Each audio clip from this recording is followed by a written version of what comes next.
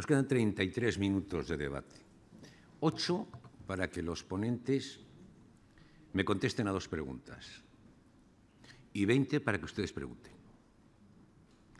Cuando les advierto para que ustedes pregunten, pueden hacer una consideración inicial, breve, y luego la pregunta.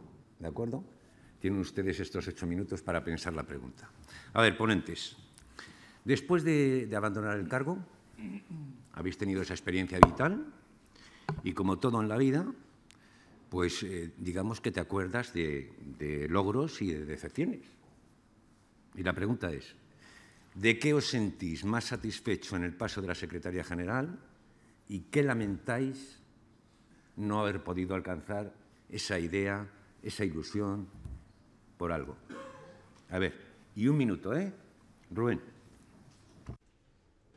Gracias. Pues si tengo que hacer memoria, no sería un buen indicador, pero realmente de la primera etapa, sin ningún género de dudas, las transferencias sanitarias del INSalud, que era básicamente la mitad del país, algo que pidió, por cierto, alguien que se considera muy nacionalista español por parte de gran parte de la gente, que fue el presidente Aznar, que me pidió taxativamente: tu misión en esta legislatura es hacer las transferencias. Y yo le dije 11 meses. En 11 meses lo hago. Me dijo así como... sabía que como había el cambio de financiación, o se hacía en esos 11 meses o no se hacía.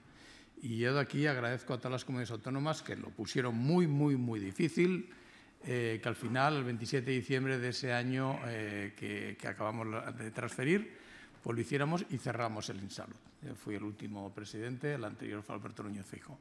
Eso por un lado. El segundo, muy importante, aunque fue contra mi propio partido y mi propio gobierno en Madrid, fue el de iniciar los precios de referencia en los años 96 más o menos. En el año 97 se hizo ya general, con gran preocupación de la industria farmacéutica y, como digo, entonces del ministro Romay, que hoy no nos ha podido acompañar, pero que ha salvado, con el desarrollo de todos los gobiernos posteriores, 21.000 millones de euros, básicamente al Estado, para conseguir lo que conseguimos.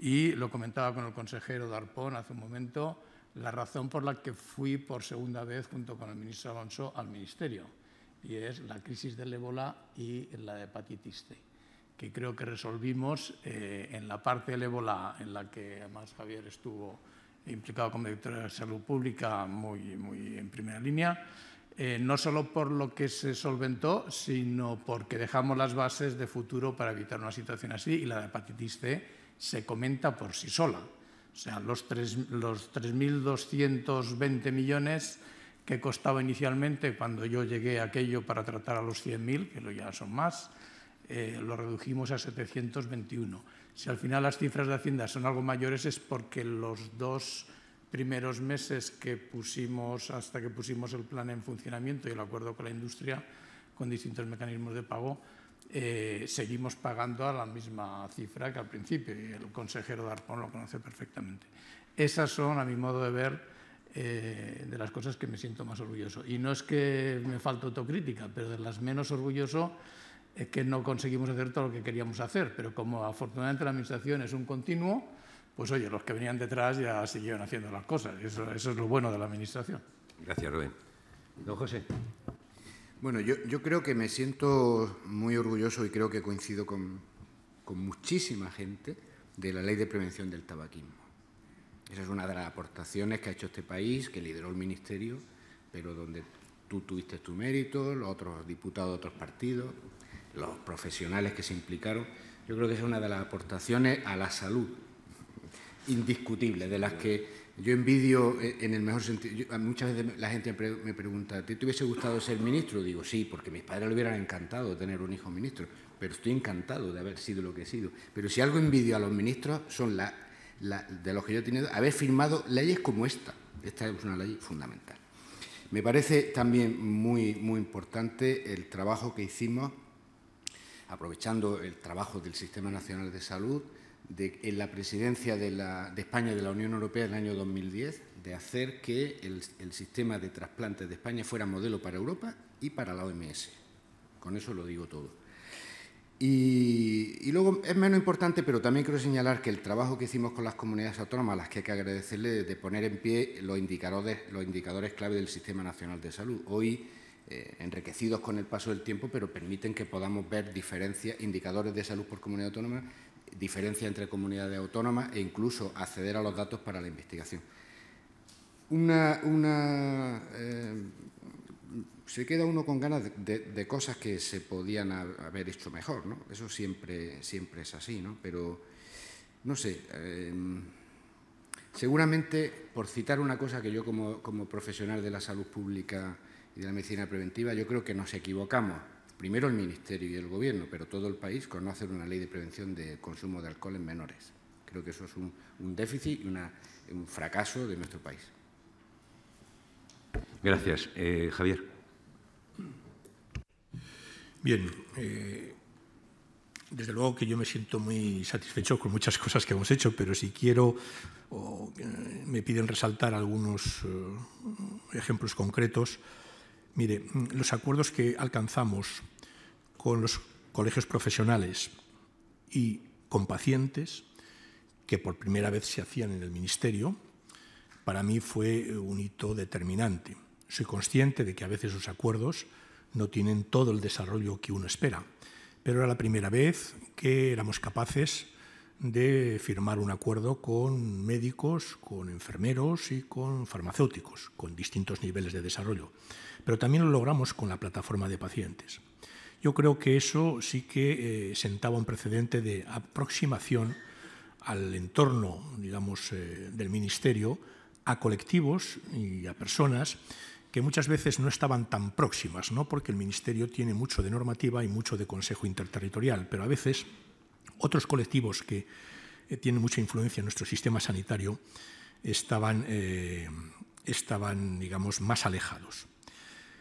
Otro hito que puede parecer o ha podido pasar desapercibido es que por vez primera logramos una ley de consumo en el que se regulaba los arbitrajes y las discrepancias entre consumidor y proveedor extrajudiciales, que se ha logrado en la última legislatura con un nivel de consenso en el Parlamento muy alto y que va a permitir resolver la litigiosidad a veces por temas menores. Esto puede parecer fuera del escenario sanitario, pero hoy día el propio Ministerio se llama también Ministerio de Sanidad y Consumo, porque a veces nos olvidamos. Y también me siento cómodo porque durante mi mandato siempre procuramos tener una relación especial con el sector privado, en todo su ámbito. Yo no voy a poner ningún ejemplo, pero siendo secretario siempre entendimos que el sector privado, tanto farmacéutico como asistencial, juega un papel determinante dentro del Sistema Nacional de Salud. Y como cosas, digamos, negativas, ya he citado una, creo que no fui capaz o no fuimos capaces de lograr un reglamento para el Consejo, un tema menor, pero que regula la toma de decisiones, regula el funcionamiento.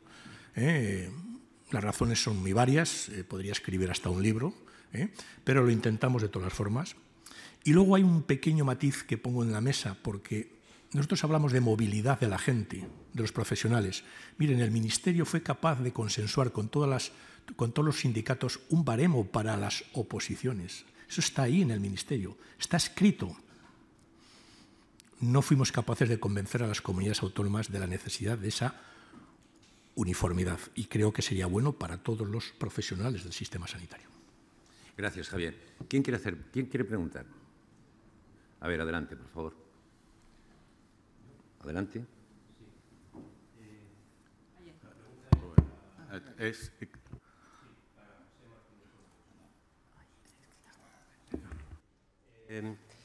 Bueno, recuerdo con mucha satisfacción un acto que hicimos sobre tabaquismo en el Ministerio, en el que tú presidías, un acto de la Fundación. Y creo que sí, creo que es un granito. Opino que había que avanzar más, porque había que avanzar no solamente en la prohibición de fumar, sino teníamos que ser proactivos en el sentido de provocar una evitar ese componente de atracción que tiene sobre todo entre la gente joven, ¿no? Y además avanzar un poco en medidas como las que se han tomado en Inglaterra, prohibiendo que haya envases de tabaco tan atractivos, ¿no? Pero mi pregunta es que recientemente he leído que a pesar de todo esto ha habido un repunte y que el consumo en tabaco ha crecido. Y entonces me pregunto, ¿y cómo es posible? ¿Qué piensas tú de esto? Bueno, brevemente, yo creo que la lucha contra el tabaquismo no se acaba con la ley. La ley fue un hito muy importante y contribuyó también por el debate social y sanitario que se produjo a que el comportamiento de la ciudadanía fuera más favorable a no fumar, por decirlo de alguna manera. Pero hay que hacer muchas más cosas. Probablemente se haya relajado la lucha antitabáquica en general. Yo creo que habría que redefinir el consenso profesional. Ahí hay colectivos e iniciativas de comunidades autónomas que podemos analizar para reforzar esa línea, porque esta es una inversión de esfuerzo del sistema que nos da rendimiento. Pues sabemos que es uno de los factores fundamentales en muchas enfermedades, por lo tanto, en la línea de la prevención. Pero si yo tuviera que señalar algo, creo que hay que reforzar la inspección de la aplicación de la ley y redefinir lo que era un objetivo de la ley, que cada año hubiera un informe del Observatorio del Tabaquismo y hubiera actualización de políticas. Gracias. Adelante, por favor. Gracias. Yo, en primer lugar, quería darle la enhorabuena por sus intervenciones, igual que a los ministros que intervinieron anteriormente. Quería darle la enhorabuena y quería agradecerle a cada uno la labor que ha realizado durante su mandato, con sus aciertos y con sus desaciertos. Por ser el presidente de los veterinarios de Badajoz, pues vengo un poco a vender mi libro, en el sentido siguiente. No les voy a aburrir, no voy a meter ningún rollo. La venta breve. Sí, no, enseguida. Antes lo hablaba con el ministro Bernat. Las políticas son básicamente asistenciales, nos olvidamos del tema preventivo, eso que lo tengan claro, aunque la ministra Dolors y el señor Castrodeza han hablado del tema de salud pública, pero sigue siendo la hermana pobre de la sanidad. Entonces, yo quería que de alguna manera se retomara eso, se le diera mucha más importancia, se invirtiera mucho más en la prevención, que desde luego es mucho más interesante que el tema asistencial. Y, por supuesto, no solo inviertan en prevención, inviertan en veterinarios, que le irá bastante mejor, nada más. Gracias por la brevedad y por la capacidad de síntesis. A ver, Javier, contesta tú. Bien, bueno, yo ahora no estoy en la vida activa política, suscribo la necesidad de invertir más en estrategias de prevención y de promoción de la salud, porque yo creo que es una forma de combatir los efectos de la demografía que vamos a tener en España, ¿no? Pero son profesión sanitaria, me parece que es el artículo 2 de la LOPS quien lo recoge, ¿no? Pero también es verdad que en el sistema sanitario clásico, como lo entendemos, a veces tienen, digamos, difícil cabida o más dificultad en la cabida, ¿no? Incluso yo me he pronunciado, digamos, apasionadamente en la defensa del papel de los profesionales de veterinaria en el tema de seguridad alimentaria, por poner un ejemplo, ¿no? Pero internamente, incluso en su profesión sanitaria, hay posiciones antagónicas, ¿eh? Yo siempre he defendido que mal haría nuestro país, con todos mis respetos, a lo mejor dentro de un tiempo me tengo que desdecir, en poner en manos del ámbito de agricultura el campo de la seguridad alimentaria. Nunca el proveedor debe ser el auditor de las cosas que se hacen. Y yo creo que los veterinarios juegan un papel, y en muchas comunidades, aquí está el director general de Salud Pública, me parece que estaba por aquí, Agustín, de Castilla y León, nos ayudan a no tener ningún incidente. Por lo tanto, comparto digamos, la necesidad de avanzar. Es verdad que no se traduce después en elementos presupuestarios, porque la asistencia lo absorbe todo. Pero yo soy optimista, yo creo que las estrategias de promoción y de prevención cada vez van a estar más presentes. Nuestro sistema de vida, nuestra cultura de vida, la cultura que muchos de los que aquí estamos ya hemos asumido en nuestros hábitos alimenticios, en nuestra actividad física, ya va impregnando como una mancha de aceite. Y a lo mejor a la larga no tanto reciben dinero como ayudan a no gastar dinero, que es lo más importante. Gracias. Adelante, por favor. Aprovechando que hay unos muy cualificados representantes políticos sanitarios de los dos grandes partidos que han gobernado en estos 40 años, y hay muchos tópicos, me gustaría una pregunta muy sencilla. ¿Qué entienden por despolitización? Nada más. ¿Queréis contestar los tres? Para provocar, yo creo que es un planteamiento equivocado el despolitizar la sanidad, sinceramente. Por lo siguiente, porque estoy convencido que en el mundo hay sistemas sanitarios gracias a la política, en la medida en que podrán ser mejores o peores, pero la política tiene que interpretar las aspiraciones de la sociedad. Y es la política la que tiene que dirigir los destinos, en este caso, de algo que se deposita, incluso en el caso nuestro, en la Constitución, como una cuestión básica. Incluso el debate de la posible reforma electoral, de la Constitución, nosotros como partido no somos el único, estamos planteando elevar incluso la naturaleza del derecho a la sanidad. Por lo tanto, otra cosa diferente es que se le exija a quienes dirigen políticamente los servicios sanitarios coherencia, porque muchas veces cuando se habla de esto se habla de dos cosas. Una, cuando estamos en la oposición criticamos cosas que cuando estamos en el Gobierno luego no las hacemos. Bueno, pero esta es la típica reivindicación que la sociedad tiene que hacer a la coherencia dentro de lo que es la función pública política, ¿vale? Y motivos hay para criticar esto. Y una segunda cuestión que se critica, y es que los cargos de dirección y de gestión pues son elegidos a dedo y son del partido político. Que esto es un estereotipo que funciona, porque ha sido cierto en algunos casos, pero no es verdad en general. Y si lo digo, no es verdad en general, ni donde gobierna el PP, ni donde gobierna el PNV, ni donde gobierna el PSOE. Ahora, es verdad que para trabajar contra los estereotipos tenemos que hacer esfuerzos por darle garantía a la sociedad de que los cargos de gestión son elegidos entre los mejores, por supuesto con criterios de libre elección en fin, pero esto llevaría mucho debate, pero esa es mi opinión. Gracias, Rubén. ¿Qué se entiende por despolitización? Mira, te voy a poner un ejemplo, porque así creo que lo entendemos todos, al menos es mi punto de vista, En el año 97 se hizo de mutuo acuerdo en el Congreso una ley que fue la Ley de Habilitación de Nuevas Formas de Gestión. 302 votos a favor, creo. Básicamente se quedó Izquierda Unida, Esquerra, uno de estos. Pero los grandes grupos votamos a favor. Y en base a eso se hizo un sistema, lo hice yo, en fin, en Valencia, el Hospital de Alzira. El Hospital de Alzira, 90% de satisfacción a la población en un área sanitaria que no tenía, en 13 años, no tenía hospital. Bueno, una concesión, lo hicimos. 30% menos de coste. Y ha ido, pues, los profesionales incentivados. Recientemente, oye, con todo derecho al mundo, la Administración pues, revierte en el sector público, fenomenal. Pero a partir de ahí han empezado a subir las listas de espera, los profesionales enfadados, la gente que empieza ya no es un hospital que lo cubre todo, tienes que irte fuera de Alzira, etcétera, etcétera. Sinceramente, creo que eso es dogmático y eso es politizar la sanidad, a mi modo de ver. Porque si me dicen, no, mire, los datos contundentes son estos y por esa razón lo recuperamos.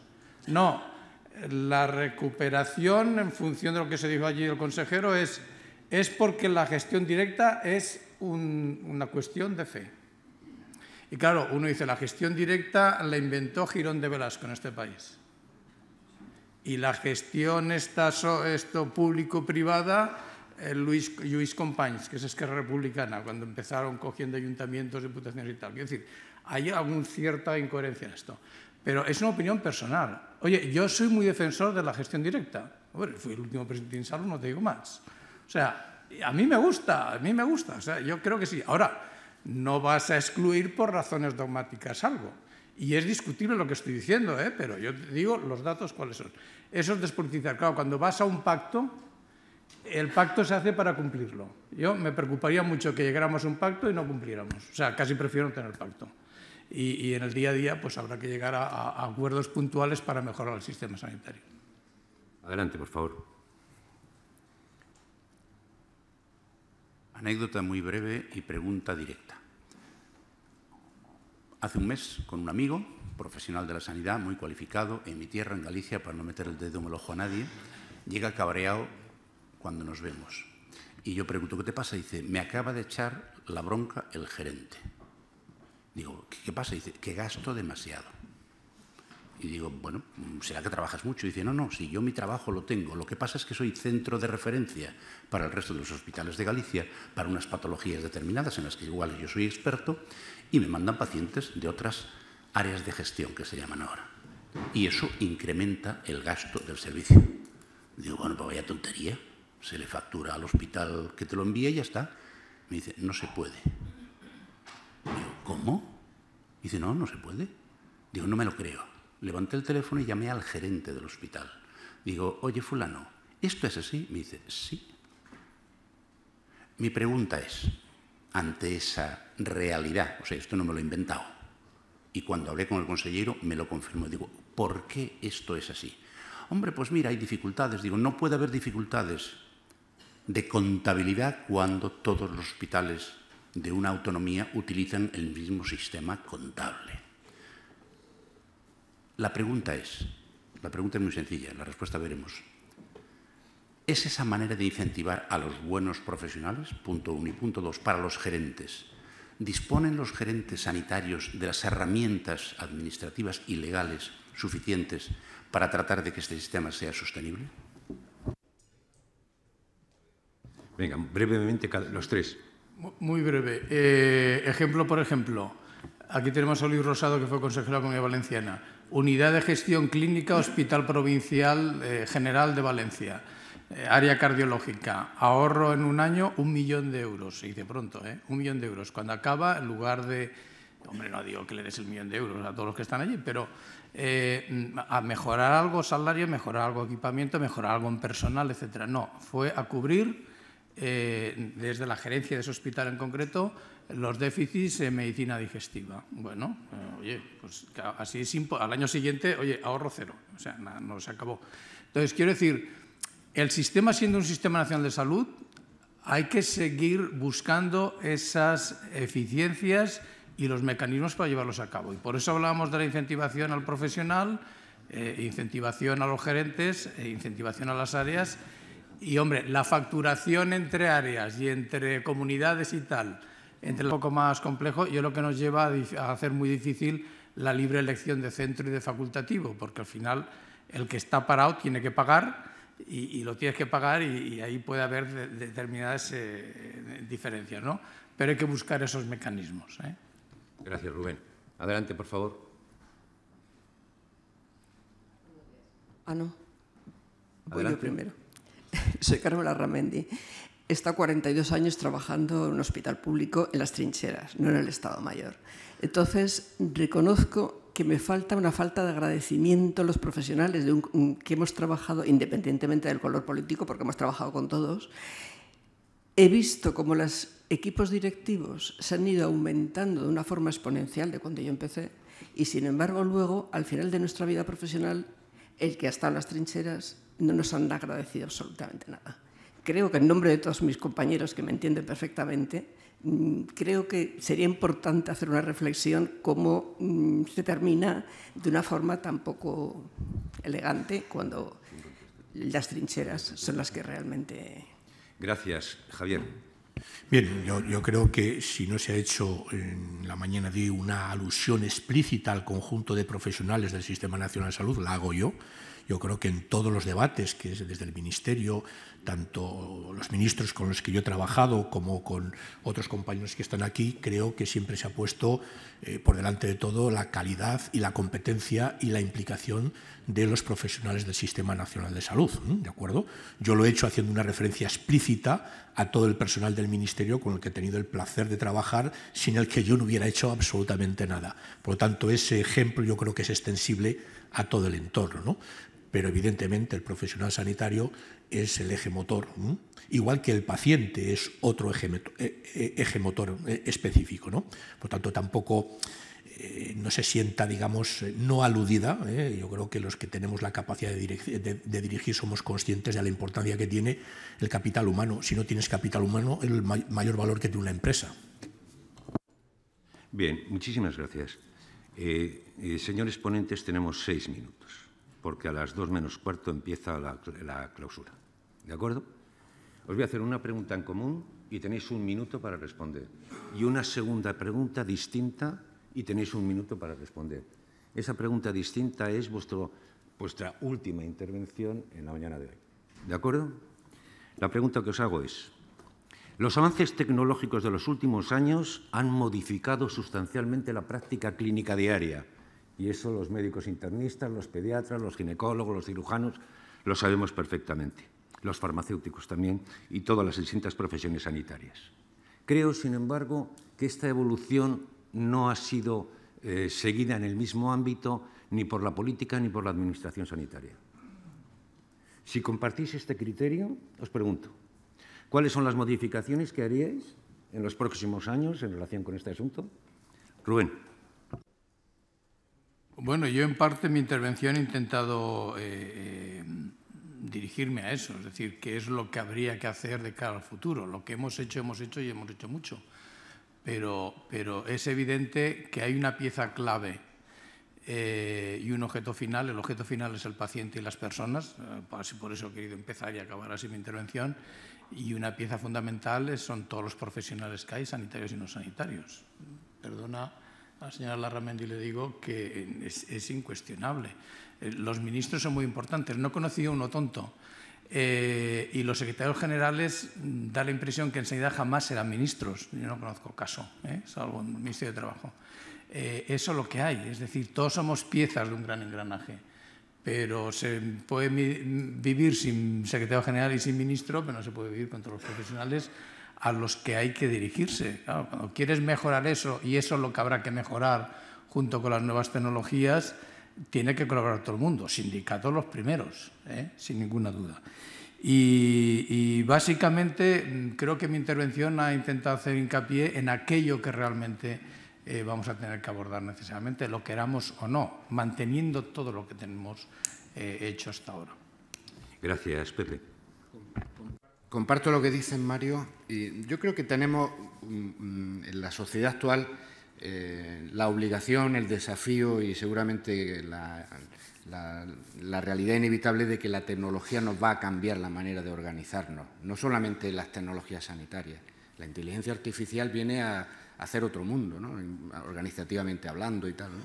De hecho, la ponencia de la genómica, como está tocando un tema también muy avanzado y quizás más dinámico, nos hace ser conscientes que el sistema, para poder adaptarse lo mejor posible a todo ese tipo de cambios, que van a ser cambios en la práctica clínica también, pues requiere estar mucho más activo, observando qué pasa y cambiando. Por eso recomendamos que hay que hacer esfuerzos en formación de profesionales, formación continua, pero es que también cambian los roles de los profesionales con nuevas tecnologías, por lo tanto, ¿qué tiene que hacer la enfermera? ¿Qué tiene que hacer el veterinario? ¿Qué tiene que hacer cualquier profesional sanitario? Es decir, es más obligado que nunca.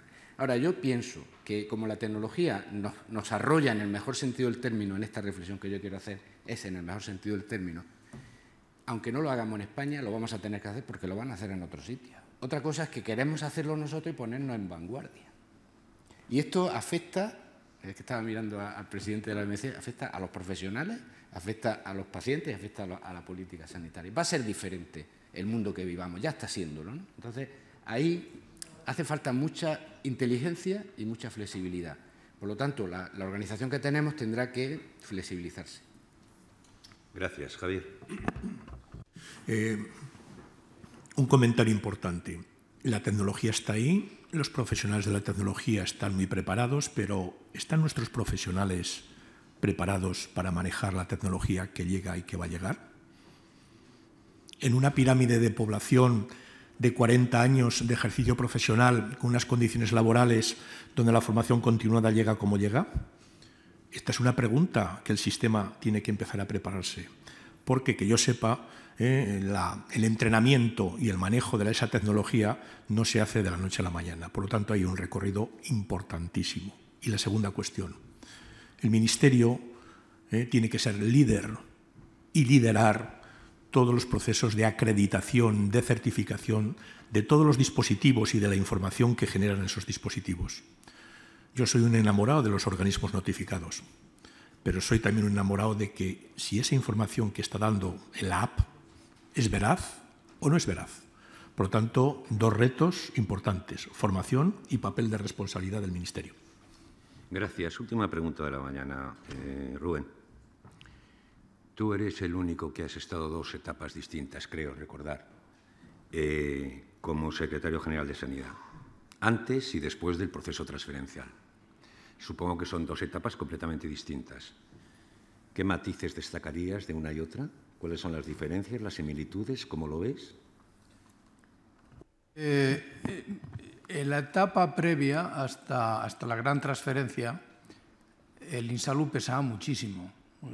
Tenía, no sé, 136.000 profesionales y pasábamos de los 11.000 millones de presupuesto. Era mucho más que varios ministerios.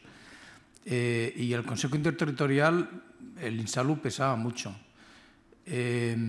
Cuando eso se transfirió hubo una diáspora y la gente en las comunidades autónomas, como si fuera un juguete nuevo, pues intentaron replicar lo que veían en otras comunidades. Y realmente creo que eso fue perjudicial para el Sistema Nacional de Salud. No por la transferencia, que había que hacerla. O sea, es que tenemos un Estado autonómico que hay que cumplir y, por lo tanto, muy bien hecho estuvo aquello. Pero no tanto desde la obligación, y acabo, sino desde el convencimiento de que juntos podemos avanzar mejor, más rápido y más lejos. Deberíamos convencernos que el Consejo Interterritorial es para mejora de todos. Y aquí se ha dicho mucho esta mañana, pero sí que es obligatorio el cumplimiento de determinados acuerdos en el Consejo Interterritorial desde octubre del 2018. Desde el 2018, creo, sí. En el cambio de la Ley de Contratos del Sector Público. Ahí se hizo obligatorio en todo lo que fuera, aunque no se votase a favor, en todo lo que fuera coordinación.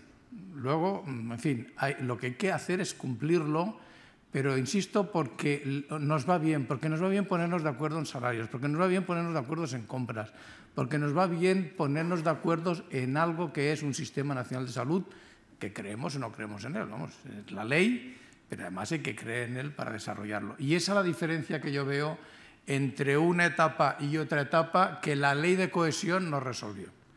La ley es buena, pero no llegó a resolver y, por lo tanto, funcionamos de forma relativamente aislada.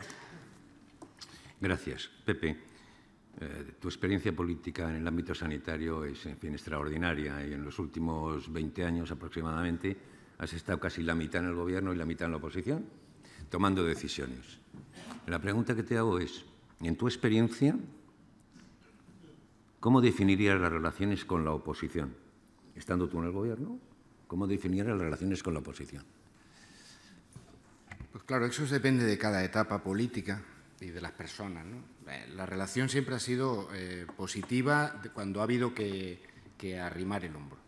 Por lo tanto, con eso lo digo todo. Hemos tenido algunas circunstancias complejas, la gestión de la gripe A es un ejemplo, o cuando la crisis económica nos obligó a tener que tomar decisiones de control del gasto público, nosotros acordamos con el Partido Popular, que estaba en la oposición, algunas medidas de política farmacéutica, que era una de las competencias que teníamos en el Estado y que seguimos teniendo, donde podíamos incidir, y esa fue una de las razones por las que incluso el Partido Popular no votó que no al Real Decreto Ley 9/2011, que tenía una parte económica, una parte sanitaria, y la parte sanitaria condicionó la abstención, ¿no? Ahora bien, medio minuto. Aquí la clave está en que deberíamos sentarnos a hablar a fondo y con conocimiento, y no digo que yo lo tenga, de los temas. O sea, aquí, por ejemplo, me preocupa, yo discrepo de que el problema de la coordinación en el Consejo Interterritorial es verdad, pero la solución no es obligar a que la mayoría obligue a la minoría, porque desconoce la arquitectura del Estado autonómico, constitucional y estatutariamente. Por lo tanto, yo creo que eso nos lleva a la melancolía. Y no hablamos de qué está condicionando las diferencias. El modelo de financiación, entre otras cosas, la variabilidad de la práctica clínica, es decir, los factores que efectivamente condicionan las diferencias o la insuficiencia presupuestaria que hace que las decisiones de gestión que se tienen que adoptar en cada comunidad autónoma, en cada país, pues sean más poderosas en una comunidad que en otra. Esas diferencias sí que son un problema. Pero creo que es un canto a la melancolía decir, no, es que vamos a hacer una ley donde lo que decida el Consejo Interterritorial es obligatorio y se lo vota la mayoría. De verdad que nos equivocamos. Centremos el esfuerzo en analizar los factores estructurales que dan lugar a las diferencias que no admite la gente, que no admiten ni los profesionales ni los ciudadanos. Y pongámonos entonces de acuerdo en cómo solucionarlas. Si no, si la solución fuera legal, cambiemos la Constitución española, cambiemos los estatutos, digámosle a la gente. Y no son tiempos para toquetear demasiado el tema de la autonomía. No me quiero extender mucho más. Por eso me parece que el diálogo entre oposición y gobierno, como además ya no solo somos dos partidos, debe ser más inteligente, de verdad. Creo que debe ir a la raíz de los temas y tenemos muy buena gente en la política y a nivel técnico en España, en las comunidades y en el ámbito nacional, para diagnosticar bien los problemas y solucionarlos. Gracias, Javier. En tu intervención te has referido en varias ocasiones a la legislación sanitaria. Última pregunta de la mañana. ¿Tú crees que es necesario hoy un cambio o un nuevo desarrollo normativo en la sanidad española?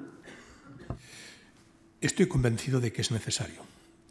Hay leyes que forman el eje fundamental del funcionamiento, la Ley General de Sanidad, año 86, la Ley de Cohesión del Sistema Nacional de Salud, el Estatuto Marco, la LOPS, la Ley de Salud Pública, el Real Decreto 16/2012, la propia Ley 40/2015, pero el sistema sanitario que nos va a exigir y que vamos a tener que ofrecer a nuestros ciudadanos en el siglo XXI no va a dar respuesta a esas necesidades.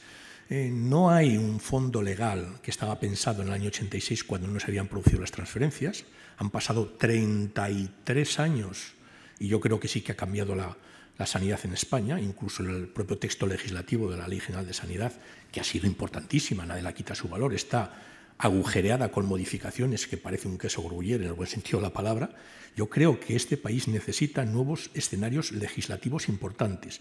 El propio Estatuto Marco regula la funcionalidad de unos profesionales, pero es que el Sistema Nacional de Salud va a tener que incorporar otro tipo de profesionales, las condiciones de relaciones laborales, de retribuciones, de horarios de trabajo, de disponibilidad, de reconocimiento de los méritos de la gente, de la diferente retribución en función de la capacidad, son cosas que cuando quieres abordarlo chocas, porque no hay un marco legal que ampare las decisiones de las propias comunidades autónomas. El reconocimiento sistemático y uniforme de los baremos y las capacidades de cada uno de nosotros, la movilidad. Les pongo algunos ejemplos. La propia LOPS está superada por la formación de las especialidades. Estamos muy anticuados. La propia LOPS ya no sirve. Hoy día incluso hay profesiones sanitarias que tendrán que integrarse en el artículo 2 de la LOPS. Por lo tanto, convencidísimo. Y creo que este país y un acuerdo político de gran alcance debiera encaminarnos a un modelo normativo que dé solución para el siglo XXI. La digitalización va a exigir cosas, la tecnología va a exigir cosas, la compra pública innovadora va a exigir cosas que el sistema sanitario, en mi modesta opinión, carece ahora de ellas. Gracias, Javier, Rubén, Pepe, muchísimas gracias por vuestra colaboración y por vuestra participación. Señoras y señores, muchísimas gracias por su asistencia, por su atención y por su participación. Sin más preámbulos, levantamos la sesión.